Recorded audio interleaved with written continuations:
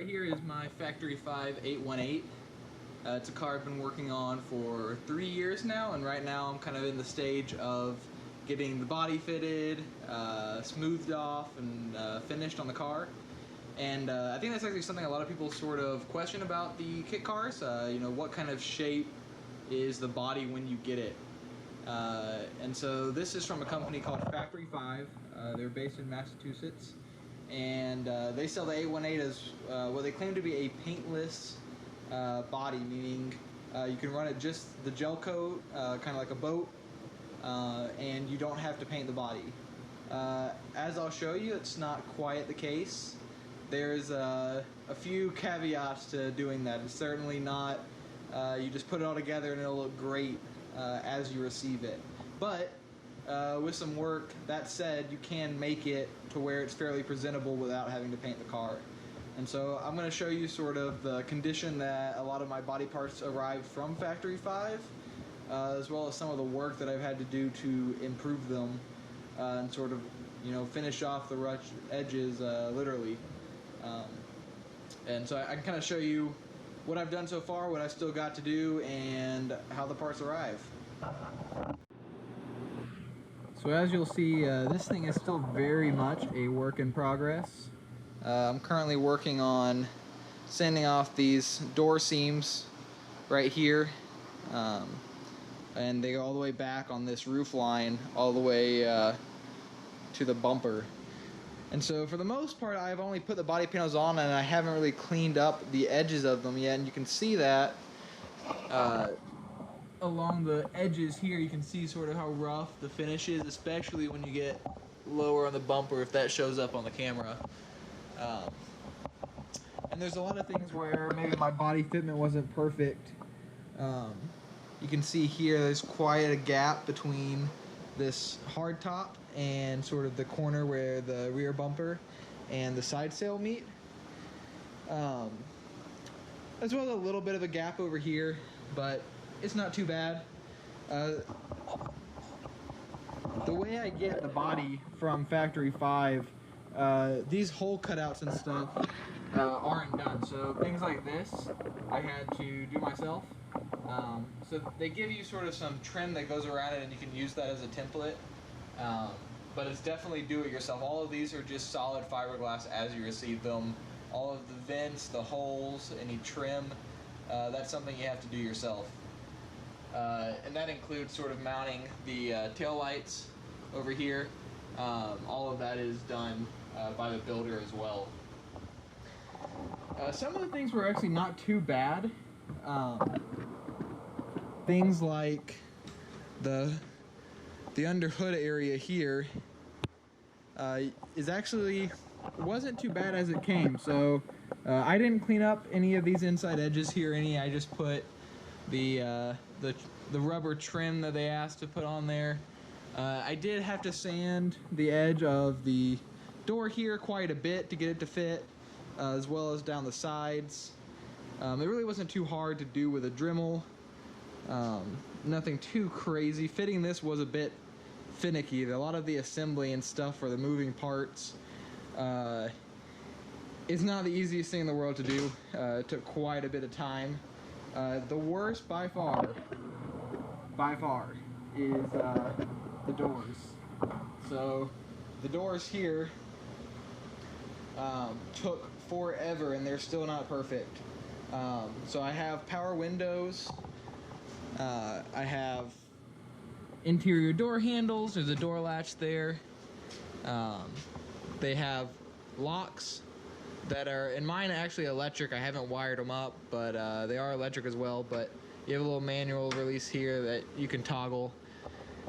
And then Factory 5 actually chose to give Miata door handles with the kit. And that's your exterior door latch. The passenger side does not have a door lock on the outside. The driver's side does. And then one of the biggest sort of nuisances with some of the Factory 5 bodies is they have this seam line right here. And so this is what I showed on the other side that I've been working on. And this is how it comes from Factory 5. I haven't touched this side yet. I just barely started sanding down here on the bottom the sort of the base of the A-pillar, but there's this body line that goes all the way down the car, and honestly it only gets worse as you start to sand into it. So this is the other side, which I've been working on quite a bit. You can see I've actually put some gel putty in several of these areas, but I sanded it all with 400 grit sandpaper already, and these were all spots that had sort of such deep imperfections in the gel coat that I actually had to put some putty on to cover them up. Some of it was fiberglass bubbles, which make the gel coat super thin in areas, and so I had to sand those out and add some putty on top, and sort of how I've remedied them. So this will take probably another couple steps of sanding, and then after it's sanded I can polish it up, and hopefully it should look pretty good. But what I found in most of the body is the edges are literally quite rough around the car. So this is, you know, sort of how a lot of the edge work comes from Factory 5. It's super nasty. It's got all these rough edges. The worst for me actually might have been the front fenders, and they have not even been started to sand the body seams. I've only been dealing with the lower edges of them. I've spent probably 30 plus hours just on these front fenders, and there's still a lot of work to be done on them, so I'll show you these. So these are the fenders. It looks like I haven't done almost any body work. The seam line's still there. They're still pretty ugly. However, I have spent hours and hours sanding these bottom edges and the inside of the wheel wells here and all up along these bottom edges. All of this has been super time consuming. For one, I've just now learned how to do a lot of this fiberglass work. And you can see these also have the seam lines, kind of like the roof has. And this is pretty bad. Like, look at this right here. That's going to take a lot of work to smooth out. That's, you know, maybe a 1/16 inch lip there that is going to have to be sanded down. Probably going to have some putty to blend it together. This has got some mold wax and unfinished gel coat and stuff there. So that's how the body comes from Factory 5. So it's not paintless. Certainly not painless, at least if you want to go without paint. I'm trying to forego paint initially. It's super expensive, and I really didn't approach the build to accommodate painting it. I should have waited to do several things if I really wanted to do a good paint job. Some of the things like putting all the glass in and stuff, if you really want to get a good paint job, you don't want to put the glass in ahead of time, or even mount the body to the car if you can help it.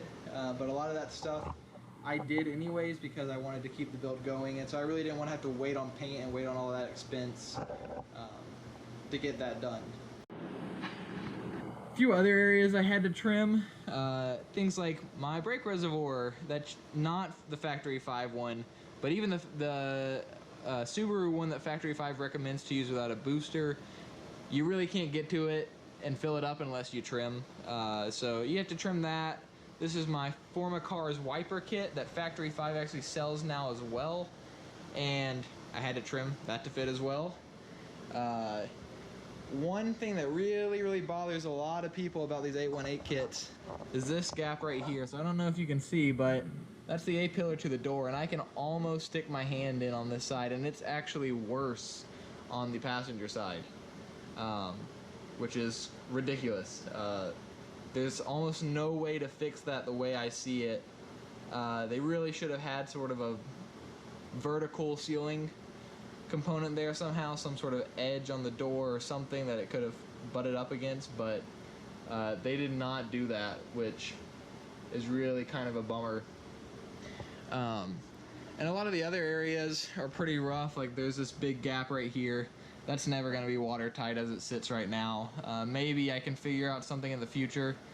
I don't know when I'm going to be able to approach that. And then all of these edges are super rough as well. So I have these wax. It's actually dental wax that I got on Amazon, and I'm going to use that as a dam to put in some gel coat on these edges and sort of smooth them off, give them a nice even panel gap. And so I sort of mocked them up here. I'm going to use it to help fill in sort of this gap right here. All that stuff is going to be done by this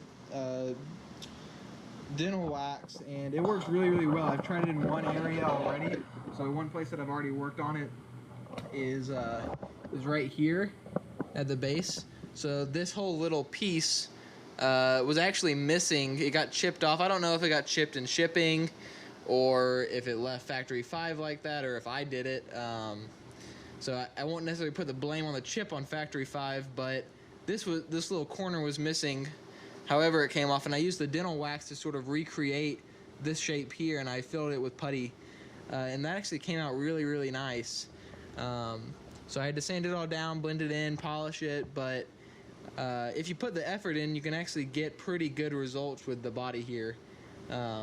And it would look better if it wasn't all super dirty. And for the most part, stuff like the door, besides some scratches and stuff, you can tell they don't really take really fine care of the panels in shipping or packaging.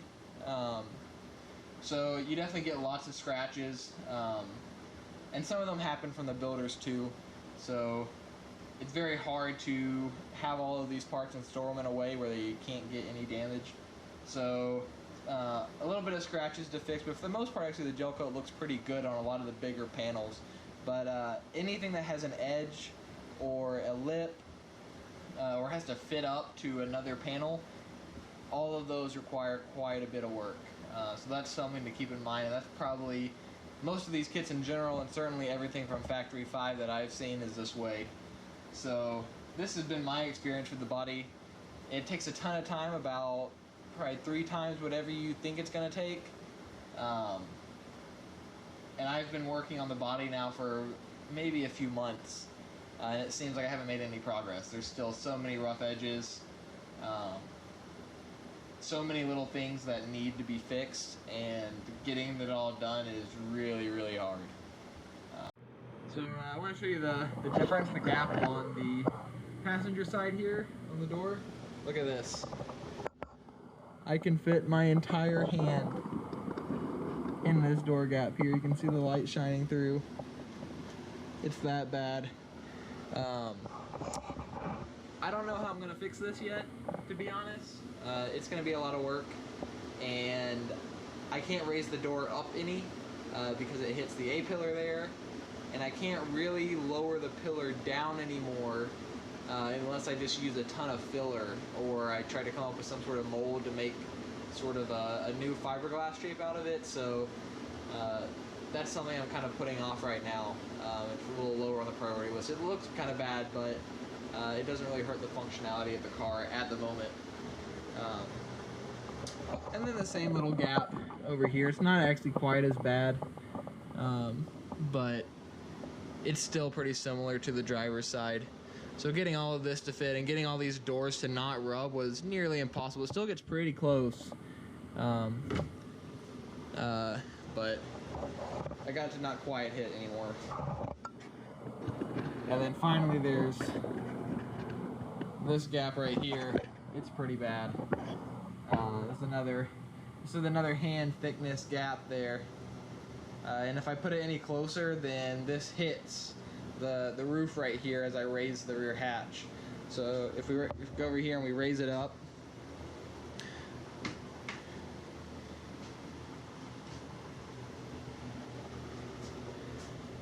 you'll see that the gap in the middle is no longer so big. And it gets really, really bad as you start to close it. It gets pretty close there. And so the only way that I can prevent that is by having that gap be pretty big. So that's where we're at. So this will be your best friend when you're building the kit. So this I bought from Factory 5. It's part of their gel coat repair kit. And honestly, they ought to ship it with the kit.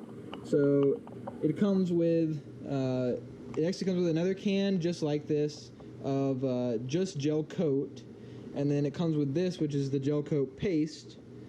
And the difference is the gel coat paste is a much thicker substance. So it looks sort of like a putty almost in consistency, maybe peanut butter sort of level. And then the gel coat itself is just sort of like paint thickness, thicker than water, but it won't sort of stay on a surface very well. And this was the first time I had done any fiberglass work, and so I bought this kit from them, and honestly, it should come with every kit they sell because you need it. If you care at all about how the body looks, you're going to need to use it, and I've used a lot of it. I learned early on, very early on, that you almost never need to use the regular gel coat. Almost always use the putty. You can polish the putty just like you can the gel coat. I thought that you had to use the putty first, kind of like Bondo sort of, and then you had to put the gel coat on top of it, like brush on or something. That's not the case. The gel coat putty can be the top coat. It polishes and looks just the same as the rest of the gel coat, which is fantastic. So that's something I learned. I wish I had learned earlier. I spent a lot of time trying to build up a thicker coating of the regular gel coat that I could sand down on some of my smaller areas on the body. It is a complete waste of time to do that. You use the putty, you put it on thick, and then you sand it down like Bondo until you get a smooth thickness, and then you can polish it, and it looks great. And so that's been a really important part of doing the body. You want to make sure that you get the same kind of gel coat that the panels are originally built with. They have different kind of resins that they can use for fiberglass, and so you want to make sure that you match that with whatever sort of repair kit you get. And so I got it straight from Factory 5 just to simplify it, but if you have a different kit, you can probably ask the manufacturer what they use, and that should allow you to buy the stuff online. I think Aircraft Spruce was maybe one that I've gotten. Some of those other fiberglass sort of aviation or boat focused websites that sell a lot of this materials to builders, and they'll sell you bulk quantities or sort of smaller quantities like you might need just to do small repairs. So that's how I repaired a lot of the fiberglasses with this FFR gel coat kit.